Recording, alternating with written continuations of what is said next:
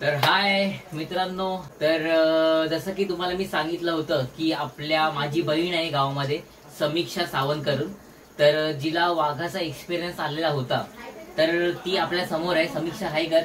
हाय. तर हीच आहे माझी बहीण समीक्षा सावंत. तर समीक्षा, पहिली गोष्ट म्हणजे थँक्यू सो मच. मला एकदम खूप अभिमान वाटतोय की तू अगदी वाघाशी तू समोर समोर वाघाला बघितलंयस त्या दिवशी. बट खरंच तुला सॅल्यूट आहे की तू एकदम जवळून बघितलेस वाघाला. मला सगळ्यांना सांग की एक्सप्लेन कर की त्या दिवशी नक्की कसं घडलं होतं, तू वाघाला कसं काय बघितलंस, तू कोणत्या वेळी तिकडे गेलीस, तू कुठे चालली होतीस, आम्हाला जरा सगळं सांग. माझं कॉलेज 12:30 पावणे 1ला सुटलं.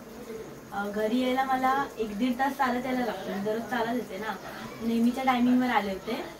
अर्ध्यापर्यंत माझ्या मैत्रिणी माझ्या सोबत होत्या. तिथून पुढे कोणीच नसतं ना, दररोज मी एकटीच येते. तर अर्ध्यापर्यंत आले आणि मी मोबाईलवर गाणी लावली आणि आजूबाजूला वांदर तर दररोज असायचे, पण त्यावेळेला जास्तच ओरडत होते. म्हणून मी मोबाईलचा आवाज जरा कमी केला, म्हणजे फक्त माझ्यापुरता ऐकू येईल एवढा ठेवला.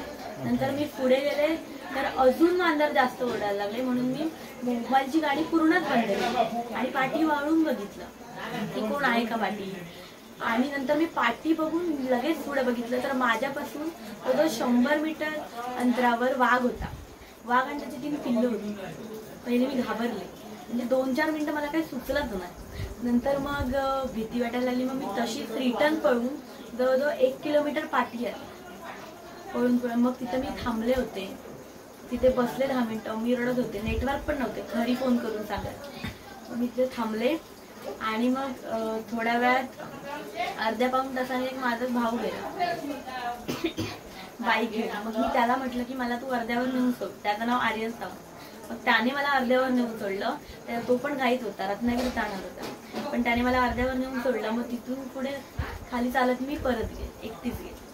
बाबा, तर मित्रांनो, तुम्ही खरंच त्या दिवशीचा प्रसंग तुम्ही हिच्याकडून आता ऐकलाय की. तर मला एक सांग, जेव्हा तू इथे आलीस तेव्हा जेव्हा तू वाघाला बघितलंस, तो वाघ बिबट्या होता की आपला पट्टेरी वाघ होता?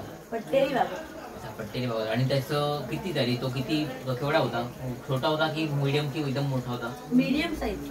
आणि त्याच्यासोबत 3 पिल्लं होती, मग ती पण त्याच्यासोबत जात होती का पाठी त्याच्या? ती अशी रोडनी अशी आडवी क्रॉस होती. अच्छा अच्छा अच्छा, ओके. खरंच तुला सॅल्यूट आहे की तू वाघाला पूर्ण समोर समोर बघितलंयस. आम्ही आतापर्यंत वाघ बघितलाय तो फक्त डिस्कवरीवरती फक्त बघितलेला आहे, टीव्ही वरती फक्त आम्ही बघितलेला आहे, पण असं समोर वाघ आतापर्यंत तूच मुलगी आहे वाटतं. आपल्या पूर्ण साठरे बांबरामध्ये ही एकच अशी मुलगी आहे मित्रांनो, तिने आतापर्यंत एक मुलगी, खूप सारे लोक आहेत त्यांनी वाघ बघितलाय, पण अशी पण आता हिचं वय नाही एवढं जास्त. तुझं आता वय किती आहे? 17. तर बघा मित्रांनो, अजून हिला 18 वर्ष कम्प्लीट सुद्धा नाहीये. हिचं वय आता फक्त 17 आहे. तर 17व्या वर्षी ती जर का ती एवढी पूर्ण, म्हणजे आता हिच्या ठिकाणी जर का आता आपण असतो, तुम्ही असता, तर आता आपण काय केलं असतं? लगेच आपण एखाद्याला फिट आली असती. काही कळत नाही आपल्याला अशा वेळी. भले तुम्ही किती पण तुम्ही शूर असा, पण अशा वेळी आपल्याला काहीच सुचत नाही की काय करावं.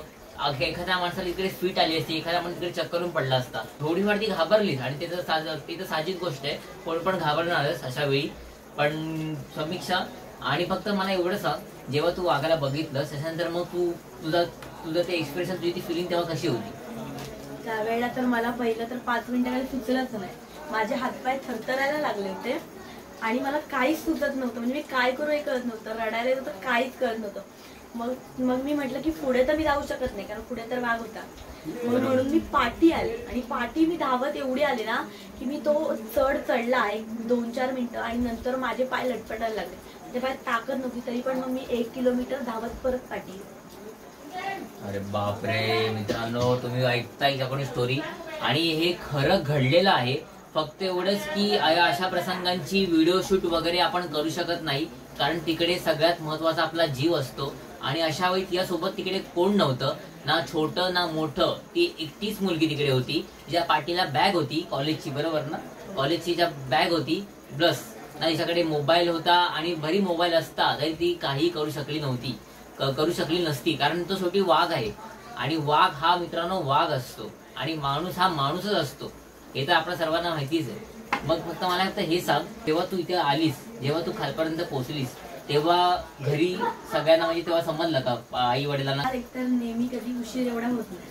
मी उशिरा आले तर मम्मी मला शोधायला निघाली, कारण पप्पांना फोन करून सांगते दररोज कॉलेजवरून सुटल्यावर की बाबा ह्या टाइमला सुटले, मी चालत जाते. एवढं पप्पाला दररोज फोन करून सांगते. आणि म्हणून मग मम्मी मला शोधायला निघाली. 2:15-2:30 वाजलेली त्यावेळेला, 2:15-2:30 वाजले होते असते. आणि मग मम्मी मला अर्ध्यावर भेटली. मम्मी मला काय ऐकून न घेता मला मारलंच तिने. अरे बापरे, तो तुला तिने मारलं? हा, एवढा उशीर का झाला? मी सांगते वाघ दिसला वाघ. मग मी नंतर स्वतःच रडायला लागले. अच्छा, की मग मी काय करायला पाहिजे? अरे बापरे मित्रांनो, खरंच तू मला सगळं सांगतेस, पण मला अंगावरती पूर्ण शारे येत आहेत की बाबा कसं काय. आता तुझ्या ठिकाणी जर का मला, मी आता तुझं वय 17 आहे पण माझं वय आता 25 आहे 26 आहे, तर आता तुझ्या ठिकाणी जर का मी असतो काही सुचलत नसतं की बाबा काय काय करू आणि काय नाही. कारण वाघ ज्याला आपण टीव्ही वरती बघतो, ज्याला आपण फोटोमध्ये बघतो, ज्याला आपण मोबाईलमध्ये बघतो, ज्याला आपण पिक्चरमध्ये बघतो, तो वाघ एडिटिंग केलेला वाघ आणि असा समोर प्रत्यक्षात बघितलेला वाघ, याच्यामध्ये मित्रांनो सहजासहजी आपण जर का वाघ बघितला तर तुम्ही काय, मी काय, हा काय, तो काय, सर्वच जणांची मित्रांनो काहीही करू शकणार नाही. मला सांग, आतापर्यंत तू शाळेत वगैरे जात होतेस एवढे दिवस, एवढे वर्ष, तू 1ली ते 10वी तुझी झाली, तेवढं शिवाय 11-20 वर्ष, पण आतापर्यंत कधी तुला असा वाघ दिसला होता का येताना? कधीच नव्हतं. कधीच नव्हता दिसला. मग तो क्षणी म्हणजे त्या दिवशीला फक्त वाघ दिसला. मला तू सांगू शकतील का तेव्हा त्यावेळी जेव्हा तू वाघ बघितलास तेव्हा घड्यामध्ये किती वाजले होते सुमारे, असा अंदाज? घड्यामध्ये 1:45 वाजले. ओके, तर मित्रांनो दुपारची घटना आहे, दुपारी 1:45 वाजताची घटना घडलेली आहे समीक्षा सोबत इथे. तर खरंच तुला समीक्षा सॅल्यूट आहे माझ्याकडून. म्हणून एक खास तुझ्यासाठीच फक्त एक ब्लॉग घेतलेला आहे, बाकी त्या ब्लॉग मध्ये काहीच नसणार आहे. तुझ्यासाठी स्पेशली तो ब्लॉग घेतलेला आहे समीक्षा. आता फक्त मला तुला एकच सांगेन की अशी शूर राहा. आतापर्यंत जशी तू वागलीस, जशी या क्षणाला अगदी तू वाघासोबत केलेस, म्हणजे तू दुनियामध्ये तू कुठे पण जाऊ शकतेस. वाघापेक्षा असं श्रेष्ठ या जगात कोणी नाही असं मला तरी वाटतं. तर मग त्याच्यामुळे तुला मी एकच सांगेन की पुढे जेव्हा पण तू जाशील पुढे पण कॉलेजला वगैरे, तर तेव्हा तू अशी शूर राहा. वेदिका आणि सोनू, तर त्यांना सुद्धा तू अशीच शूर बनव. आणि पुढे यासाठी तुला तुझ्या पुढच्या शिक्षणासाठी वगैरे ऑल द बेस्ट. तर ही माझी खास बहीण आहे माझी, तुला पुन्हा एकदा तुम्हाला सांगतो मी, हिचं नाव समीक्षा सावंत आहे, साठरे बांबर मध्ये राहते. जसं की आपण तिच्या घरीवर गेलो होतो, तुम्हाला माहिती आहे माझी फेवरेट मावशी कोण आहे, अमी मावशी, तर तिची मुलगी आहे ही. तर समीक्षा, थँक्यू सो मच मला टाइम दिल्याबद्दल, आणि सगळ्यांना असंच पूर्ण शूर बनव. ओके, तर थँक्यू सो मच.